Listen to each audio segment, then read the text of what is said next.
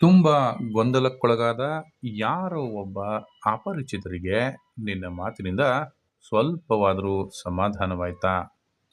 ಯಾವ ಬಸ್ಸು, ಕಾರಿನಲ್ಲೂ ತಲುಪಲಾಗದ ನೊಂದ ಜೀವದ ಮನಸ್ಸಿನೊಳಗೆ ಪ್ರವೇಶ ಮಾಡಿ ದಶಕಗಳ ಕಾಲ ಹೆಪ್ಪುಗಟ್ಟಿದ ಅಂತರಾಳದ ನೋವನ್ನು ಸ್ಪರ್ಶಿಸಿ ಸಮಾಧಾನ ಮಾಡಿ ಆತ್ಮವಿಶ್ವಾಸ ಪುಟಿಯುವಂತೆ ಮಾಡುವ ಒಬ್ಬ ಜೀವದ ಗೆಳೆಯ ಅಥವಾ ಗೆಳತಿಯ ಅವಶ್ಯಕತೆ ಎಲ್ಲ ಒಂಟಿಯಾದ ಜೀವಕ್ಕೆ ಇದ್ದೇ ಇರ್ತದೆ.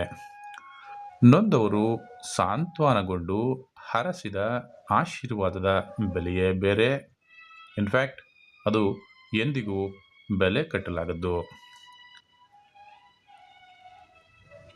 ನಿನ್ನ ಅಂತರಾಳದ ಆರ್ತನಾದ ಹೂತಿಟ್ಟರೂ ಕೊಳೆಯದ ಶವದಂತೆ ಕೀರಲು ದನಿಯಲ್ಲಿ ಚೀರುತ್ತಿರಲು ಯಾವ ಸಂಬಂಧವೂ ಇಲ್ಲದ ನಿನಗೆ ಹೇಗೆ ಗೊತ್ತಾಯಿತು?